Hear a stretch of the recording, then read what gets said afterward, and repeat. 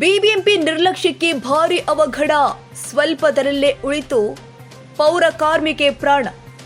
ಕ್ಷಣದಲ್ಲೇ ಧರೆಗುರುಳಿದ ಬೃಹತ್ ಗಾತ್ರದ ಮರ ಬಿದ್ದ ರಭಸಕ್ಕೆ ವಿದ್ಯುತ್ ಕಂಬ ಕಟ್. ಮನೆ ಮೇಲೆ ಮರ ಬಿದ್ದು ಕಟ್ಟಡ, ಮನೆ ಮುಂದೆ ನಿಂತಿದ್ದ ಕಾರಿಗೂ ಹಾನಿ. ಕಸ ಸಂಗ್ರಹ ಮಾಡ್ತಿದ್ದ ಪೌರ ಕಾರ್ಮಿಕೆ ಕೂದಲೆಳೆ ಅಂತರದಲ್ಲಿ ಬಚಾವ್. ಗೋವಿಂದರಾಜನಗರ ವ್ಯಾಪ್ತಿಯ ಸರಸ್ವತಿ ನಗರದಲ್ಲಿ ಘಟನೆ. ನಿನ್ನೆ ರಾತ್ರಿ ಸುರಿದ ಮಳೆಗೆ ನೆನೆದು ಹೋಗಿದ್ದ ಮರ.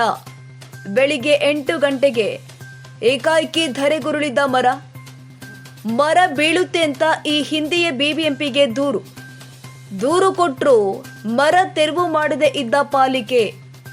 ಇದೀಗ ಏಕಾಏಕಿ ಧರೆಗುರುಳಿದ ಬೃಹತ್ ಮರ. ಬಿಬಿಎಂಪಿಯ ನಿರ್ಲಕ್ಷ್ಯಕ್ಕೆ ಸ್ಥಳೀಯರ ಆಕ್ರೋಶ.